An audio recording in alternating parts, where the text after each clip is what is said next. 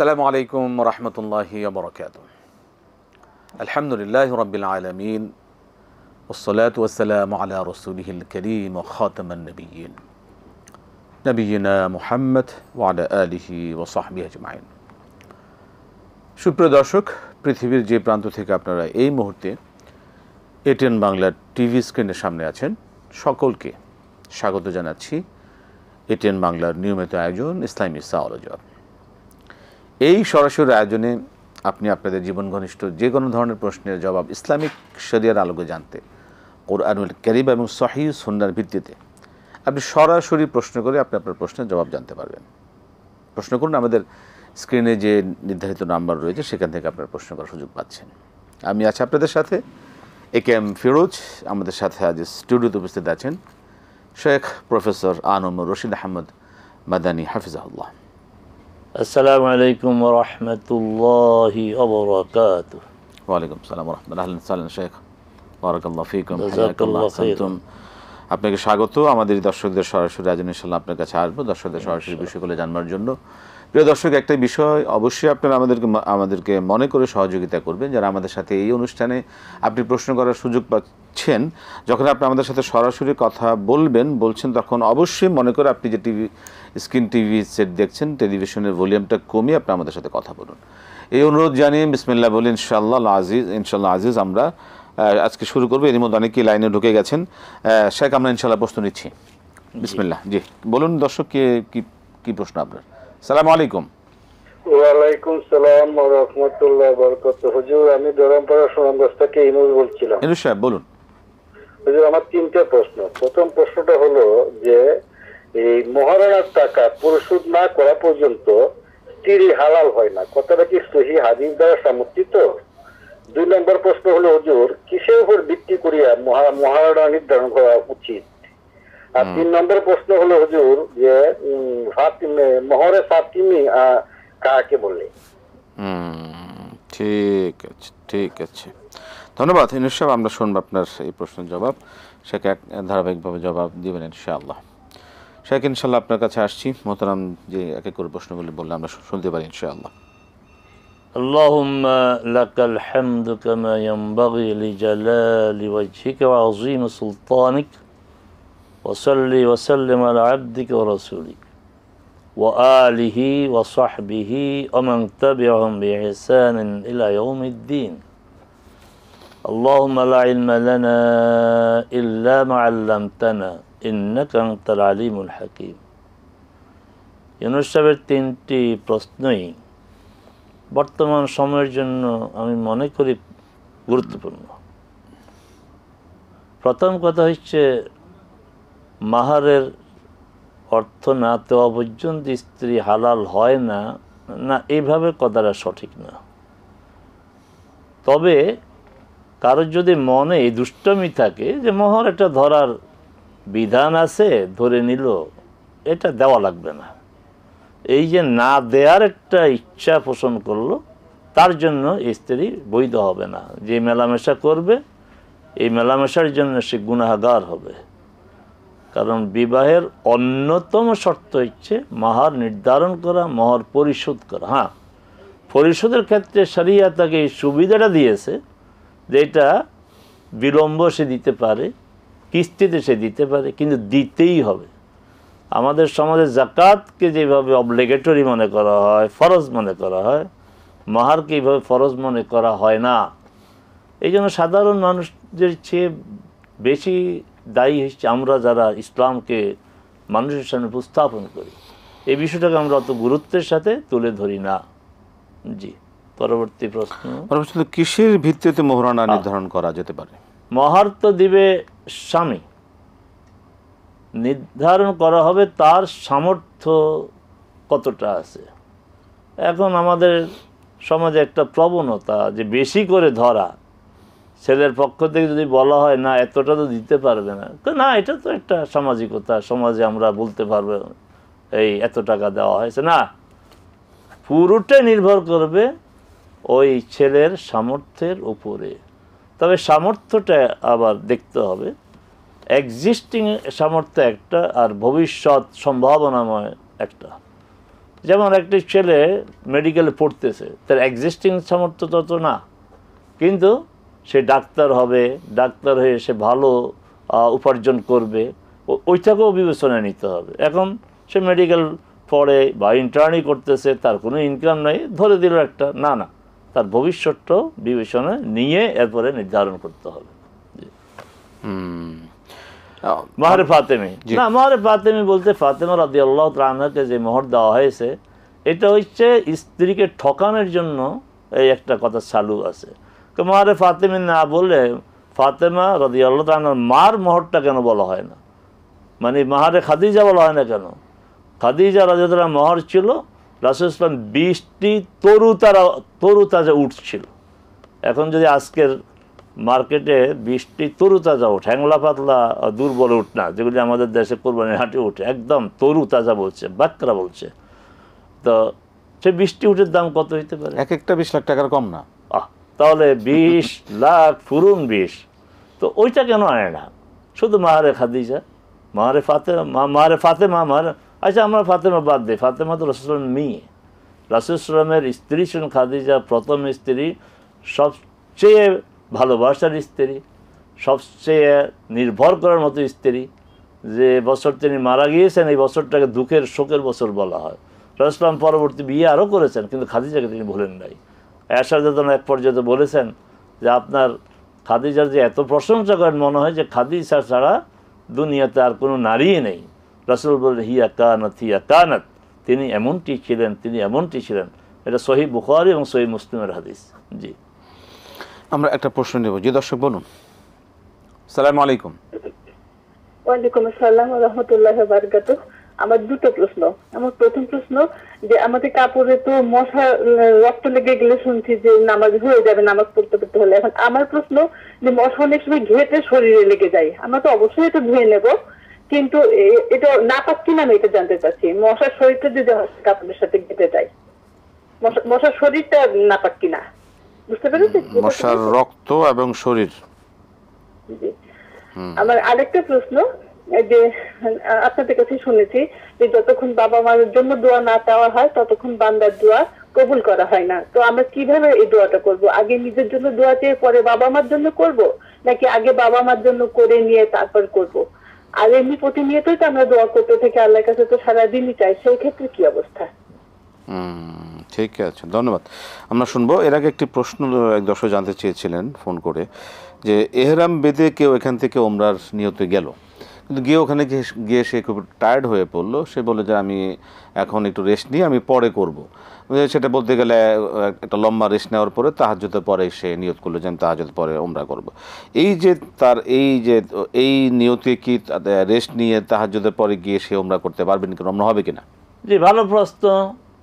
হ্যাঁ, যে এহরাম পরে গেল মিকাতের আগ থেকে বা মিকাত থেকে, কিন্তু সে ক্লান্ত হলো, এখন সে কারণ তাওয়াফ সাই এই কষ্টের কাজ, ক্লান্ত অবস্থায় এগুলি করা আরও কষ্টের না, সে বিশ্রাম নিয়ে সে যতটা বিলম্ব হোক কোনো সমস্যা না। যে পুরা সন্ধ্যা রাত্রে বসলো, তারপরে সে পুরো রাত রেস্ট নিল, পরের দিন ভোরে সে সকালে সে এহরাম করলো না, এতে কোনো সমস্যা নেই। তবে এহরাম খোলা যাবে না, ওই এহরামের কাপড় পরেই থাকতে হবে। ওই এহরামের কাপড় পরা অবস্থায় সে মাথা ঢাকতে পারবে না, শোয়ার সময় কম্বল একটা দিয়ে মাথা ঢাকলো না, মাথা ঢাকতে পারবে। এহরামের যে সব কাজগুলি নিষেধ, রাইট, এগুলি একটু সে করতে পারবে না। কিন্তু এই নিয়তে সে ওমরা করলো, ওমরা আদায় হবে, বিলম্ব কোনো সমস্যা নেই, করতে পারবে। জি, আমরা একটা প্রশ্ন নিতে পারি ফাঁকে। জি দর্শক বলুন। আসসালামু আলাইকুম। ওয়ালাইকুম আসসালাম ওয়া রাহমাতুল্লাহি ওয়া বারাকাতুহু। হুজুর ভালো আছেন? আলহামদুলিল্লাহ। আচ্ছা, আমার হলো দুটো প্রশ্ন। এক নাম্বার হলো যে সাহসী সিজদা, যে আমি সবসময় করি কিন্তু শয়তানের ইয়েতে করে অনেক সময় ভুলে যায়, একবার দিতে হয় সিজদা নাকি না দুইবার, এটা একটু বলবেন। আর আমার ছেলে মানে 1 বছর ধরে বেকার, ইঞ্জিনিয়ারিং কমপ্লিট করছে, তার ভালো চাকরির জন্য কোন আমলটা ভালো দেখতে বলবেন, এটাই আর কি। অনেক ধন্যবাদ। সুন্দর গুছিয়ে আপনাকে গুছিয়ে প্রশ্ন করার জন্য এক কথা অনেক ধন্যবাদ। মোহতারাম, কাপড়ের রক্ত, মশার না, রক্ত? মশা, হ্যাঁ, জি, না জি। মশার যে রক্ত, এটা নাপাক না। ওটা গায়ে যদি আপনার লেগে থাকে তাও সমস্যা নাই। আমি সেক্ষেত্রে মশার শরীর, না, মশা নাপাক না। মশাও নাপাক না, দেহটা নাপাক না। নাপাক না, জি, রক্ত নাপাক না, এটা দিয়ে নামাজ হয়ে যাবে। বাবা মার জন্য, বাবা মার জন্য দোয়া না করলে দোয়া কবুল হবে না আমরা বলেছি। আবার মনে হয় যে আমাদের এখান থেকে ওই কথা বলার কথা না। জি জি, বাবা মার জন্য দোয়া করতে হবে, এটা যেমন গুরুত্বপূর্ণ বিষয়, আমরাও গুরুত্ব দিয়ে থাকি। বাবা মা, যেই বাবা মা আমার জন্মর দাতা, জন্মদাত্রী, যিনি আমাকে বহন করেছেন, আমার মা আপনার দীর্ঘ সময় 10 মাস 10 দিন, অনেকে বলে ফেলে, এই কথাও ঠিক না, এই ব্যাপারেও সতর্ক হওয়া দরকার। গনে গনে 10 মাস 10 দিন ঠিকঠাক করলো লোকে, আমাদের হুজুররাও বলে না, ঠিক না। 7 মাসে আপনার বাচ্চা হয়, 8 মাসে হয়, 9 মাসে হয়, 10 মাস 10 দিন মায়ের পেটে ছিলাম, এটা ডাহা মিথ্যা কথা এবং অবাস্তব কথা। আচ্ছা, তো বাবা মার জন্য দোয়া করতেই হবে। আল্লাহ নিজে দোয়া শিখিয়ে দিয়েছেন, রব্বি রাহমুমা কামা রব্বায়ানি সগীরা। কিন্তু বাবা মার জন্য দোয়া না করে দোয়া কবুল হবে না, এই কথাটা সঠিক না। আধুনিক যুগের সাথে কি মোহতারাম এই বিষয়টা কি মানে নাকি যে দিন দিন সময় কমে আসতেছে, যে সন্তান জন্মদানের 8 মাস 8.5 মাসও হয়ে যাচ্ছে, এটা বিষয় বিশেষজ্ঞ ডাক্তাররা বলবে। জি জি, আমার মনে হয় না যে কিয়ামত আসছে। আমার তো 9 মাস 10 মাস পরেও হয়, 7 মাসও হয়। সাহু সিজদা কয়বার দিতে হয়? সাহু সাজদা তো একবারই দিতে হবে, কিন্তু সেজদা দুইটা হবে। সাহু সাজদা একবারই দিতে হবে, কিন্তু দিতে হবে দুইটা। সেজদা দুইটা দিতে হবে, পরপর দুইটা দিতে হবে। ছেলে বেকার, তার চাকরির জন্য কি আমল করতে পারে? ছেলে বেকার দুইটা আমল করতে হবে। একটা আমল হচ্ছে প্র্যাকটিক্যাল আমল, সেটা ছেলে চেষ্টা করতেই থাকবে। চেষ্টার যতগুলি পথ আছে, সকল পথে সকল উপায়ে চেষ্টা করতে হবে, এক। আর দ্বিতীয় হচ্ছে, আপনি তো মা, আপনি তার জন্য বেশি বেশি করে দোয়া করবেন। দোয়া কবুলের সময় দোয়া করবেন, সেজদায় দোয়া করেন, সলাতের শেষ বৈঠকে দোয়া করবেন, তাহাজ্জুদ পড়ে দোয়া করবেন, আজান এবং একামতের মাঝে দোয়া করবেন, আর ছেলে নিজেও দোয়া করবে। আর আরেকটা হচ্ছে রাসূল সাল্লাল্লাহু আলাইহি ওয়াসাল্লাম শিখিয়েছেন আস্তাগফিরুল্লাহ বেশি বেশি বলতে। আস্তাগফিরুল্লাহ যে বেশি বেশি পড়বে, জাআলাল্লাহু মিন কুল্লি দীকিন মাখরাজা, সংকট থেকে বের হওয়ার পথ করে দিবেন, সুবহানাল্লাহ। তারপরে অমিন কুল্লি হাম্মিন ফারাজা, দুশ্চিন্তা মুক্ত করে দিবেন, ওয়ারাযাকাহু মিন হাইসু লা ইয়াহতাসিব, এমন উৎস থেকে জীবিকা দিবেন যে সে ধারণাও করতে পারে না। তো চাকরি তো জীবিকারই উৎস, তো সে নিজে আস্তাগফিরুল্লাহ বেশি করে পড়বে, আপনি দোয়া করবেন, সেও দোয়া করবে, আর চেষ্টা করবে। আস্তাগফিরুল্লাহ আযীম, শুকরিয়া। একটা প্রশ্ন নেব আমরা। জি, আসসালামু আলাইকুম। ওয়ালাইকুম সালাম, আমি মামুন বলছি নওগাঁ থেকে। একটু কাইন্ডলি প্রশ্ন করতে। জি মামুন সাহেব বলুন। জি, আমার প্রথম প্রশ্ন হলো 1 নম্বর, যে যদি ঘুমের কারণে ফজরের নামাজ আদায় করা না হয়, তাহলে সূর্য মানে উদয় হওয়ার পরে মানে সেটা কিভাবে পড়বেন? জি, মানে জায়গা পাওয়া যায়, তাহলে কি তখন আদায় করতে হবে না তার আগেই আদায় করতে হবে? ঠিক আছে, এই বিষয়ে আমরা জি জোহর আসর মাগরিব এগুলো কাজা করলে কত রাকাত করে পড়তে হবে? আচ্ছা। আর আরেকটা হলো, যদি কোনো ব্যক্তি বাধ্য হয়ে সুদে টাকা ধার নেয়, তার সংসারে যদি আর্থিক অনটন থাকে বা বাধ্য হয়ে নেয় আর কি, পরে হয়তো অনুশোচনা হলো, তো যে পাপটা করেছে সে পাপের জন্য মানে কিভাবে তওবা করবে, বা ওই যে অর্থগুলো যে সুদ দিয়েছে সেগুলো থেকে আল্লাহর কাছে কিভাবে নাজাত পাবে? অনেক ধন্যবাদ, অনেক ধন্যবাদ, আমরা শুনবো। আর একটা জি জি বলুন বলুন বলুন, তাড়াতাড়ি বলুন। সুবহানাল্লাহ অবিহামদিহি, শুধু সুবহানাল্লাহি অবিহামদিহি এটা, আর লা ইলাহা ইল্লাল্লাহু ওয়াহদাহু লা শারীকা লাহু লাহুল মুলকু, এগুলো আপনার সকাল সন্ধ্যায় আজকারের মধ্যে কতবার করে পড়া যাবে? ঠিক আছে, ধন্যবাদ, অনেক ধন্যবাদ মামুন সাহেব। আমরা শুনবো আপনার বিষয়ে। এর মধ্যে সময় হলো একটা ছোট্ট বিরতি নেবার। প্রিয় দর্শক, আপনারা দেখছেন ইসলামী সাওয়াল-ও-জাওয়াব সরাসরি আয়োজন। সময় হলো একটু ছোট্ট বিরতি নেবার, ফিরছি বিরতির পর আবার ইনশাআল্লাহ আপনার সাথে এই সরাসরি আয়োজন ইনশাআল্লাহ। আসসালামু আলাইকুম রহমতুল্লাহ বরকাত। প্রিয় দর্শক, ফিরে এলাম বিরতির পর ইসলামী আলাদা সরাসরি আয়োজনে। আমরা বিরতির আগে আমাদের মামুন সাহেবের যে প্রশ্নগুলো ছিল, মহতারাম, যদি ঘুমের কারণে ফজরের সময় না উঠতে পারেন সূর্যোদয়ের পরে কিভাবে আদায় করবেন নামাজ?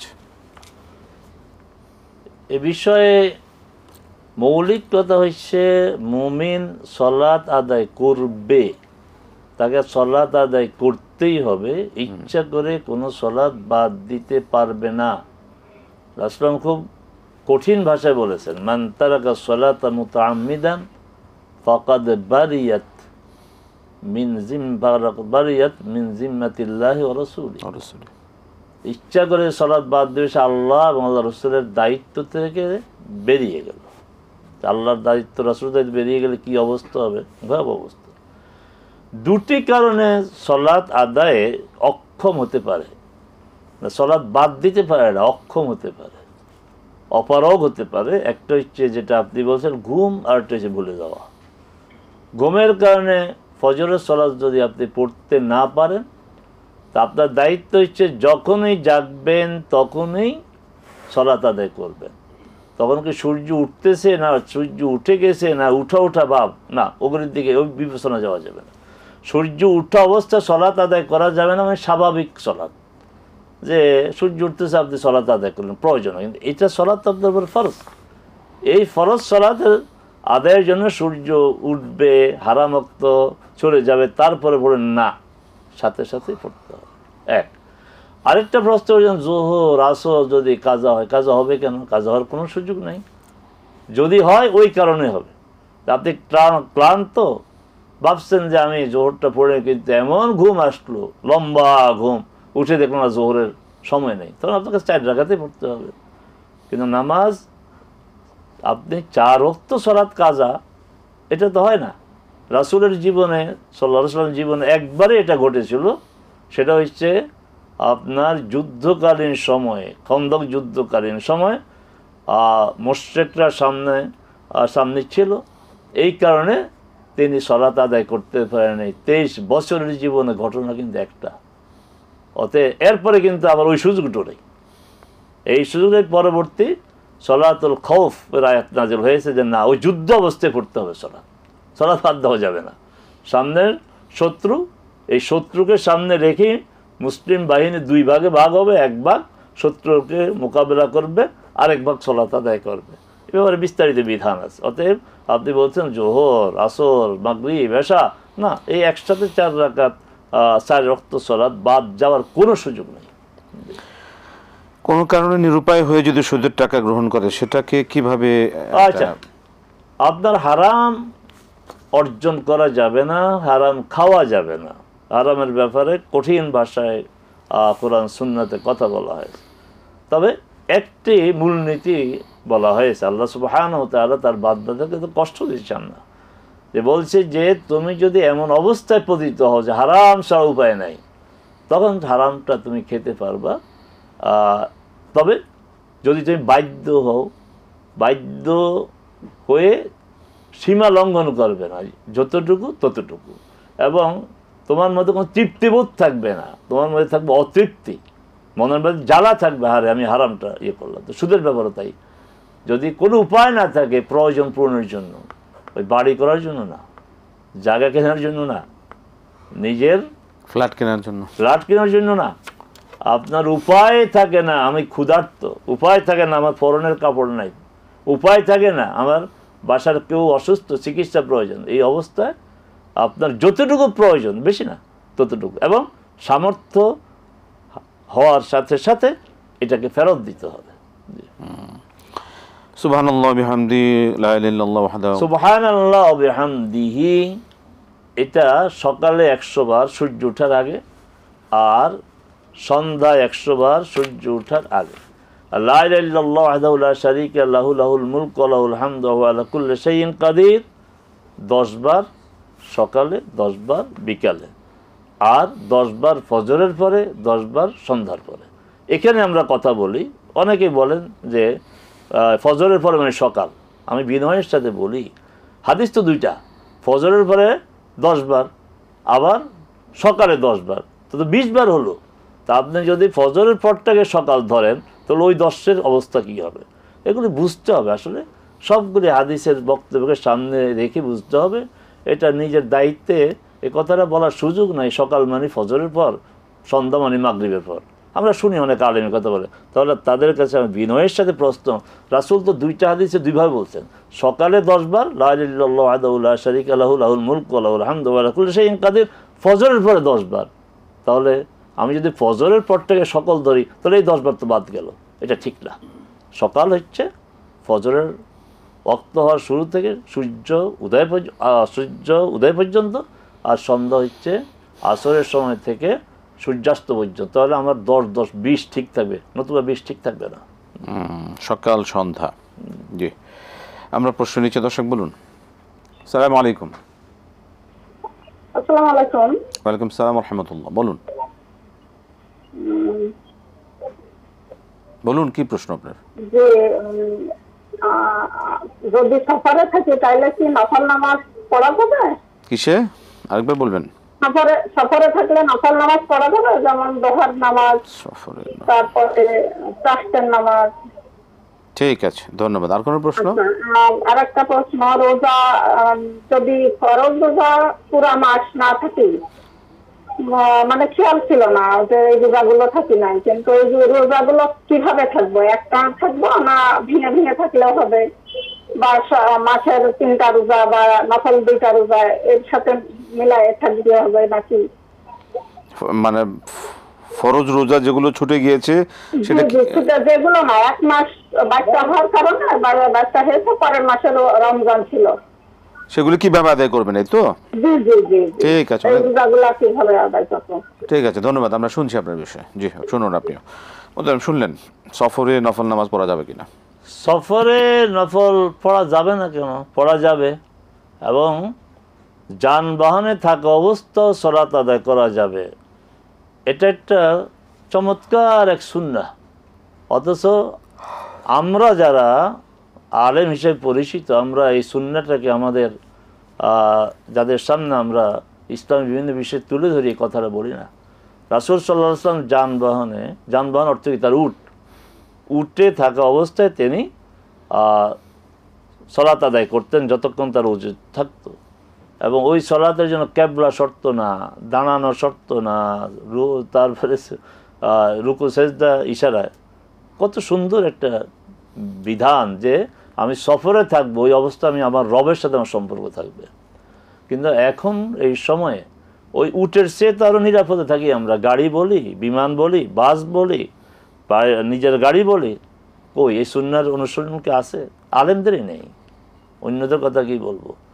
এটা সুন্নাহ, সফরকালীন অবস্থায় সুন্নত পড়া গাড়িতে বসে।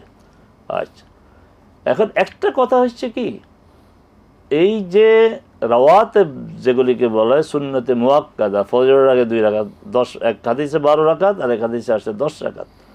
12 রাকাত হচ্ছে জোহরের আগে 4, জোহরের পরে 2, আর যদি 10 হয় তাহলে জোহরের আগে 2, জোহরের পরে 2, 2টি হাদিসে আছে।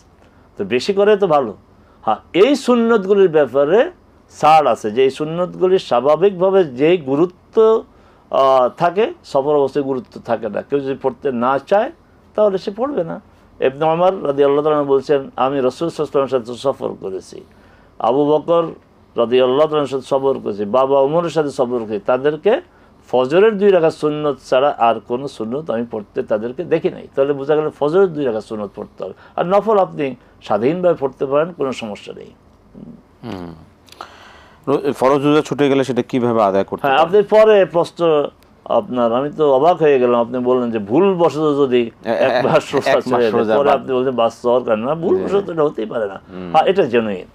তবে এখানে মূল প্রশ্নের জবাব দেওয়ার আগে একটা কথা আমাদের জানতেই হবে, এটাও সমস্যা। আমরা ধরে এনে বাস হওয়ার পরে 40 দিন নামাজ লাগে না, এই 40 দিন রোজা যদি রমাদান আসে তাহলে রোজা রাখা যাবে না, এটা ভুল কথা, একেবারেই ভুল কথা। আপনার বাচ্চা হওয়ার পরে আপনার রক্ত প্রবাহ যখন বন্ধ হবে তখন থেকে আপনার সালাত আদায় করতে হবে। হ্যাঁ, এটাকে সর্বোচ্চ 40 দিন বলা হয়েছে, সর্বোচ্চ 40ই হবে এমন না, কারো 3 দিন পরে বন্ধ হয়ে যেতে হবে। আর সিজার যারা করে তাদের কি, তাদের তো আপনার রক্ত প্রবাহ থাকে না, সিজার যারা করে তাদের রক্ত প্রবাহ তো ওই দিনই বন্ধ হয়ে যায়।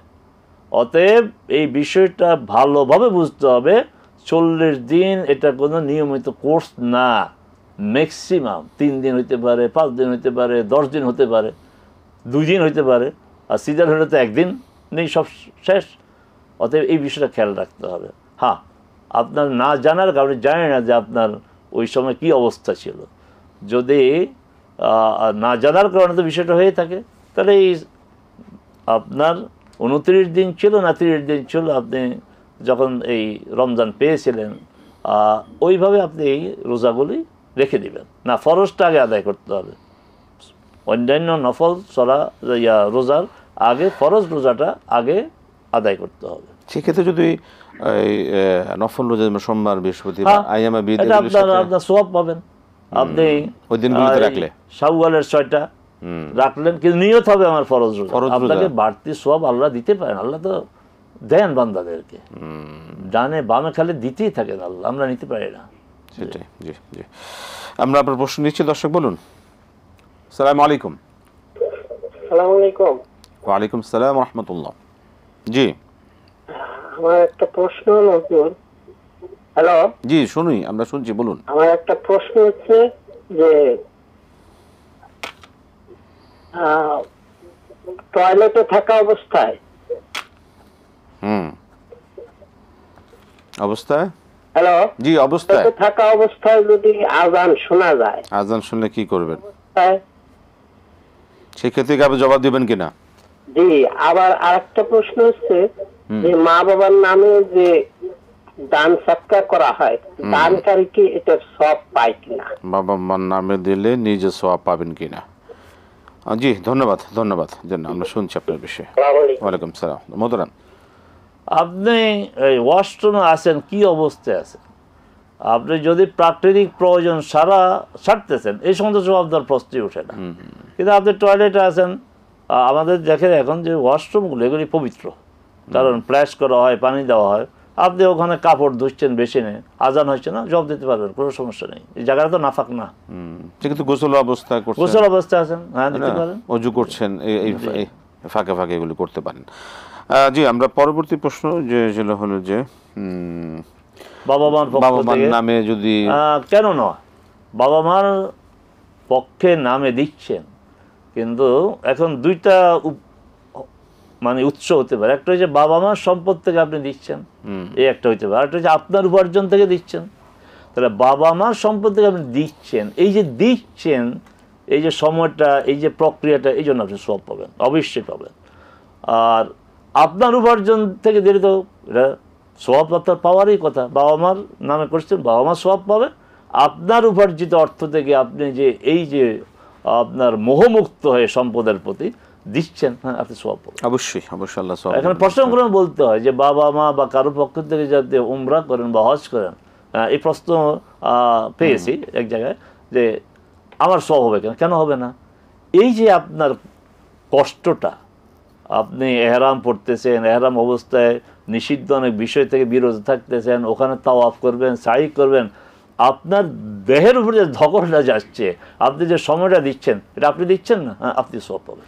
একই তো কথা, খুব ক্লিয়ার কথা। ওখানে সওয়াব বেশি পাবেন, এই কষ্টটা সে এবং বদলি হজ যে করে থাকেন, সেখানে নিজের জন্য দোয়া করার সুযোগ রয়েছে, যদিও কারো পক্ষ থেকে, কিন্তু নিজে হজটা তার পক্ষ থেকে হবে, এটা ঠিক। কিন্তু এই যে তিনি যে কষ্টটা করলেন, তিনি যে কাজগুলি করলেন, আল্লাহ তাকে অবশ্যই এর প্রতিদান দান করবেন। চমৎকার। জি, আমরা আবার প্রশ্ন দিচ্ছি, দর্শক বলুন। আসসালামু আলাইকুম। ওয়ালাইকুম আসসালাম ওয়া রাহমাতুল্লাহ। বলুন বলুন। আমি অল্প কিছুদিন নামাজ পড়তে। আচ্ছা আচ্ছা। হ্যাঁ, আমার তো খবর হয় যে জোরে আসার সালাত তোমার দোয়া কোনো দোয়া না। জি জি, দোয়া কুনুত বিকল্প করে তোরা আছে কিনা? দোয়া কুনুত, দোয়া মাসুরা এগুলো পাচ্ছেন না, তাই তো? দোয়া কুনুত মাসুরা বিকল্প কোনো সূরা আছে কিনা? অনেক ধন্যবাদ আপনাকে, আমরা শুনবো আপনার বিষয়ে। জি জি, ধন্যবাদ মোহতারাম। জি, আপনি অতীতে সলাত আদায় করেন, এই কথাটা বলে ফেলছেন, বলবেন না। কারণ পাপ যত লুকানো যায় ততই ভালো। আচ্ছা, এবার আপনার মূল প্রশ্ন যেটা, উদাহরণ দিচ্ছি যে এই মুহূর্তে একজন লোক ভিন্ন ধর্ম থেকে এসে ইসলাম গ্রহণ করলো। এখানে প্রসঙ্গক্রমে একটা কথা বলতে, আমরা অনেকে বিধর্মী বলি, এই কথাটা বলবেন না। কারণ যে খ্রিস্টান তার তো একটা ধর্ম আছে, যে হিন্দু তারও তো একটা ধর্ম আছে। বিধর্মী মানে কোনো ধর্ম নাই তার। এই ধর্ম নাই যারা, তারা নাস্তিক, এগুলো হচ্ছে বোকা, মূর্খ। অতএব হিন্দুদের একটা ধর্ম আছে, খ্রিস্টানদের ধর্ম আছে, অন্য ধর্ম অবলম্বী আমরা বলবো। অন্য ধর্ম অবলম্বী একজন লোক এখন ইসলাম গ্রহণ করেছে, সে সূরা ফাতিহা জানে না, তারপরে মানে সূরা কিরাত, তাসবিহ, তাহলিল এগুলো কিছুই জানে না। এখন কি বলবো আমরা, যে না তার জোহর নামাজ পড়তে হইব না? না, পড়তে হবে। জোহর নামাজ তাকে পড়তেই হবে। ওই সে কাউকে ফলো করে আর দাঁড়াবে, রুকু দিবে, সেজদা দিবে, আর মনে মনে যা পারে তাই বলবে, কিন্তু নামাজ বাদ দেওয়া যাবে না। সলাৎ আজ থেকে তার, জোহর থেকে তার উপর সলাৎ ফরজ। আচ্ছা, এখন দোয়ায় মাসুরা এটা কোনো ফরজ বিষয় না, সুন্নাত। আপনি অন্য দোয়া পড়তে পারেন। দোয়ায় কোনো তো ফরজ বিষয় না। দোয়ায় কোনো যে আল্লাহুম্মা ইন্না নাস্তাঈনুকা এটাই পড়তে হবে এমন না। আপনি যদি আল্লাহুম্মা আতিনা ফিদ দুনিয়া হাসানা ওয়া ফিল আখিরাতি হাসানা পড়েন, তাও হয়ে যাবে, কোনো সমস্যা নেই। জি, আমরা আবার প্রশ্ন নেব। যে দর্শক বলুন। আসসালামু আলাইকুম। আসসালামু আলাইকুম। সালাম আলাইকুম। ওয়ালাইকুম সালাম ওয়া রাহমাতুল্লাহ। বলুন কি আমি প্রশ্ন? জয়পাট থেকে বলছিলাম। জি আসসালাম। জি বলবেন। আমি জয়পাট থেকে বলছিলাম। জি বলুন। আমার নাম নয়ন। জি নয়ন সাহেব বলুন। আমার নাম নয়ন। দেখা যাচ্ছে একটা মৌলানা ওয়াজ করতে আসতেছিল, সে মৌলানা 1 বছর আগে 15-20 হাজার টাকা নিয়ে নিচ্ছে, তারপরে আবার আসবে আমাকে 50,000 টাকা দেন, এরকম চুক্তি করে আসতেছে। এগুলো মৌলানা ওয়াজ শোনা যাবে কিনা, এটা একটু প্রশ্নটা বলতেন। চুক্তিভিত্তিক ওয়াজ শোনা, ধন্যবাদ। আমরা শুনবো আপনার বিষয়ে মতামত। জি মোহতারাম, চুক্তিভিত্তিক ওয়াজ শুধু মাওলানা সাহেবেরকে দায়ী করলেন কেন? এই চুক্তি করে যারা আনে আয়োজক, তাদেরকে কেন দায়ী করলেন না? পক্ষ তো দুইটা, একটা পক্ষ আয়োজন করে, চাঁদা কালেকশন করে, তারা আরেক এই এক পক্ষ, আরেক পক্ষ যিনি ওয়াজ করতে আসেন। তো যারা আয়োজন করে তারা মানুষ থেকে চাঁদা কালেকশন করে, টাকা জমায়, আর ওনার সাথে চুক্তি করে, দুই পক্ষে দায়ী। তার কোরআন সুন্নাহর আলোকে তার ওয়াজ শোনা যাবে, ওয়াজ শোনাতে বাধা নাই, কিন্তু আগে এই দুই পক্ষকে ঠিক করেন যে আপনারা কেন চুক্তি করে ওনাকে আনলেন, আর আপনি কেন চুক্তির ভিত্তিতে ওয়াজ করতে আসলেন। এই দুই পক্ষকে আগে ঠিক করেন, শুধু আলেমদেরকে দায়ী করার কোনো প্রয়োজন নেই। জি জি দর্শক কে আছেন বলুন। আসসালামু আলাইকুম। আসসালামু আলাইকুম ওয়া রাহমাতুল্লাহি ওয়া বারাকাতুহু। ওয়ালাইকুম সালাম। বলুন কি প্রশ্ন? হুজুর, জি আমি মাসুদ বলছিলাম গুলশান নিকেতন থেকে। জি মাসুদ সাহেব বলুন। আমি গত 29 তারিখে স্ট্রোক করে আমি প্যারালাইজড হয়ে গেছি। ইন্না লিল্লাহি ওয়া ইন্না ইলাইহি রাজিউন। জি জি মাসুদ সাহেব, এখন আমার উঁচু করতে সমস্যা হয়, নামাজ পড়তে সমস্যা হয়, কি করবো বলেন? ওযু করতে সমস্যা হয়, সেই ক্ষেত্রে আপনি কিভাবে ইবাদত বন্দেগী চালিয়ে যাবেন, যে এটাই প্রশ্ন। আল্লাহ পাক আপনাকে দ্রুত, আপনি ধৈর্য হারাবেন না ইনশাআল্লাহ। আজিজ আপনার জন্য সব বিকল্পের ব্যবস্থায় থাকবে। মুহতারাম কোরআন হাদিস আল্লাহকে বর্ণনা করবেন, আপনি ধৈর্য ধরবেন, ইনশাআল্লাহ আপনি সুস্থ হয়ে যাবেন। আপনি নিয়মিত চিকিৎসা গ্রহণ করুন, আপনি নিয়মিত চিকিৎসা গ্রহণ করুন, ইনশাআল্লাহ অবশ্যই আপনি সুস্থ হয়ে যাবেন ইনশাআল্লাহ। আমরা দোয়া করবেন ইনশাআল্লাহ। শেখ, আমরা প্রশ্ন শুনি। প্রথমেই আমরা সমবেদনা জানাই আপনাকে, আপনি কাঁদছেন, চোখের পানি ফেলছেন। আল্লাহ আপনার এই চোখের পানির বিনিময়ে আমিন আল্লাহ আপনাকে সুস্থ করে দিন, আমরা দোয়া করি। এবং আমরা আরও দোয়া করব যে আল্লাহ যেন আল্লাহ তার বান্দাদেরকে হেফাজত করেন। এই যে স্ট্রোক করে বিছানা পড়ে থাকা, এটা খুবই কষ্টের। যিনি পড়ে যান তিনি কষ্ট পান, অন্যরাও কষ্ট শিকার হয়। তো আপনি ওযু, যদি আপনার বাসায় আপনাকে সহযোগিতা কেউ থাকে, আপনার হাত ওযুর যে অঙ্গগুলো, এগুলো একটু পানি দিয়ে না পারলে অন্তত পানি দিয়ে মুছে দিবে। আপনার হাত, আপনার মুখ, আপনার পা, অন্তত ফরজ 4টি। ফরজ কি? মুখ, হাত, মাথা মুছে করা, আর পা। তো আবারও বলছি, পানি ব্যবহার করে ধৌত করার যদি সমস্যা, অন্তত ভিজা কাপড় দিয়ে মুছে দিবে, প্রতি অঙ্গের জন্য আলাদা করে ভিজাবে একটা। আর যদি তাও সম্ভব না হয় তাহলে আপনি তায়াম্মুম করবেন। তায়াম্মুম তো আপনার করবেন, মুখ আর হাতে করবেন, আর ওই অবস্থা আপনাকে সালাত আদায় করতে হবে। ভাই আমরা বারবার একটা কথা বলছি, অবস্থা যত কঠিনই হোক না কেন সালাত আদায় করতে হবে। তবে একটা ভালো কথা তো আছে, অবস্থা যত কঠিন হবে সালাত তত সহজ হবে। কারণ আমাকে দাঁড়াইতে হবে, আমাকে রুকু করতে হবে, সিজদা করতে হবে। আল্লাহ সুবহানাহু ওয়া তাআলা আপনাকে যে অবস্থায় এখন রাখছেন, আপনার দাঁড়াইতে হচ্ছে না, রুকু করতে হচ্ছে না, সিজদাইতে, আপনি সব করবেন ইশারায়। তাহলে অবস্থা যত কঠিন হবে সালাত তত সহজ হবে। সালাত ছাড়া যাবে না। আপনি সালাত আদায় করতে থাকেন, আল্লাহর কাছে সাহায্য চান, আল্লাহ আপনাকে সুস্থ করে দিন। আমরা দোয়া করি, আপনি দোয়া করেন। যেভাবে আপনার সুবিধা হয় সেভাবে তিনি ইবাদত বন্দেগী চালিয়ে যেতে পারবেন। যতক্ষণ সেন্স আছে ততক্ষণ আপনাকে সালাত আদায় করতে হবে। এর অবস্থায় এর কোনো বিকল্প নেই। শাইখ, আমরা অনুষ্ঠান একদম শেষ পর্যায়ে চলে এসেছি। আপনাকে অসংখ্য ধন্যবাদ। জাযাকাল্লাহু খাইর, বারাকাল্লাহু ফিকুম, হায়াকাল্লাহ, মাশাআল্লাহ। প্রিয় দর্শক, আমরা আপনাদের মূল্যবান প্রশ্নের আলোকে অনেকগুলো প্রশ্নের জবাব শুনলাম কোরআন সুন্নাহর আলোকে। আলহামদুলিল্লাহ, এভাবে আমরা জানবো। আমরা যত বেশি জানতে পারবো ইসলাম সম্পর্কে, শরিয়া সম্পর্কে, তাহলে আমরা তত বেশি আমাদের আমল করা আমাদের জন্য সহজ হবে। আল্লাহ পাক আমাদের কবুল করুন। আমরা যেন বেশি বেশি জানতে পারি এবং আল্লাহর হুকুমগুলোকে সহিহ বিশুদ্ধভাবে যেন আমরা পালন করতে পারি। এই পালন করা, জানা, মানা আমাদের জন্য আল্লাহ সুবহানাহু ওয়া তাআলা আমাদের জন্য সহজ করেন এবং সকল ইবাদতগুলো কবুল করুন।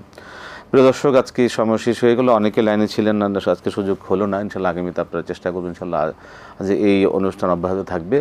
আল্লাহ পাক আমাদের কবুল করুন। আজকে শেষ করতে হচ্ছে, বিদায় নিচ্ছি। আসসালামু আলাইকুম ওয়া রাহমাতুল্লাহি ওয়া বারাকাতুহু।